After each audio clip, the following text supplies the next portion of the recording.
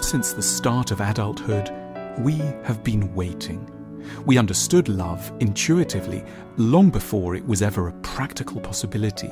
We knew that it was bound up with a sense of being profoundly understood and finally able to say everything without fear of judgment or censure. Love was a two-person conspiracy against everyone else too dumb or leaden to get it. The true nature of being alive. It had to do with fancying someone totally and the amazingness that they might fancy you back, to the extent that you could do anything with them, like rest a finger inside their mouth and ask them to bite it hard.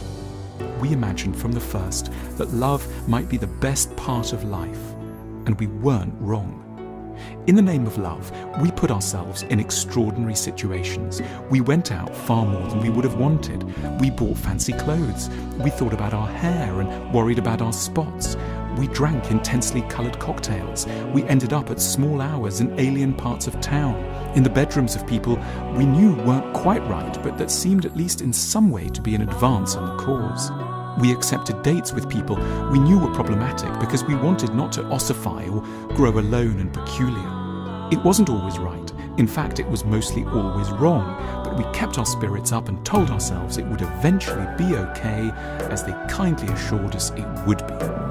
But time passed, decades went by. We got enmeshed in some very troubling situations that looked like love from the outside, but were anything but. We spent far too long extricating ourselves and finding our voice.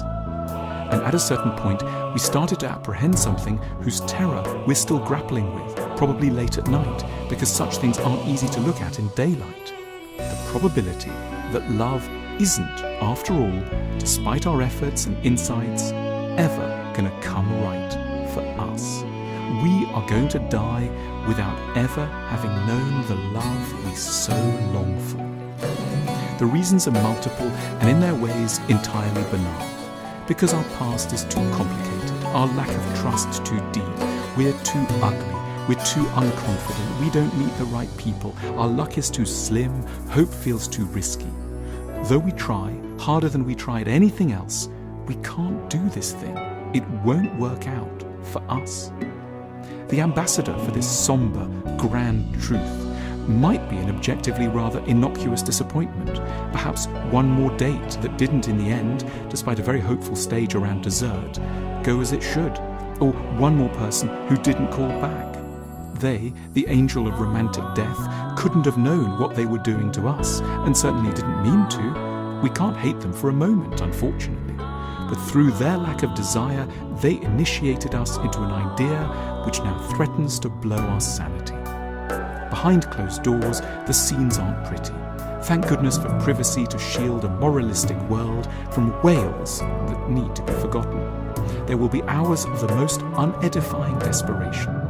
Tears, bitter denunciations of everyone and everything, self-pitying and vengeful rants. This is too much. I can't take it anymore. This is unfair beyond measure. In the night, we smash through the crash barriers of ordinary hope. We're going to do away with ourselves.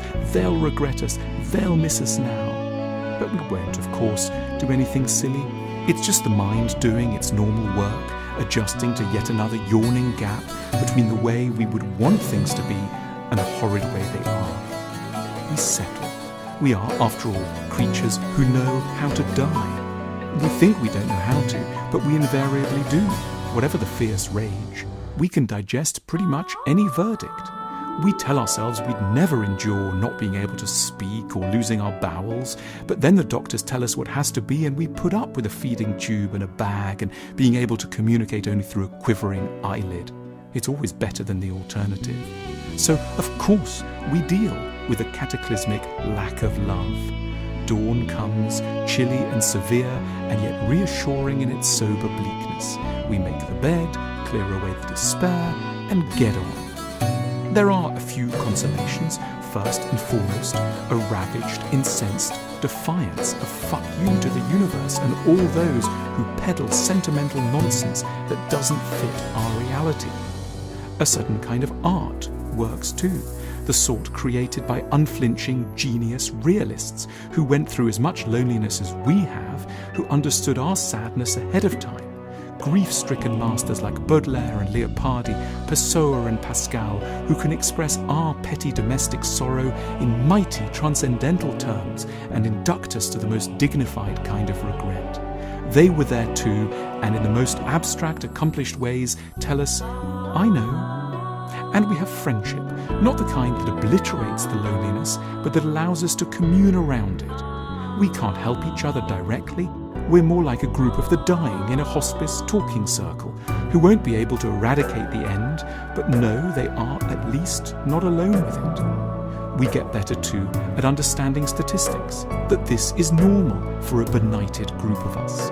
We belong to an important minority party in the parliament of human suffering. Lovelessness will have been our major burden, a grief that endured from adolescence to the end, a problem that was meant to go away and never did. On our secret gravestone, it should say, love didn't work out for them, and how they longed that it might. An epitaph to frighten children and reassure our emotional successors. What was meant to be just a phase turned into the truest thing about us, that we longed for love and that it never came, a truth all the more redemptive for being expressed at last with a rare, calm, unflinching honesty.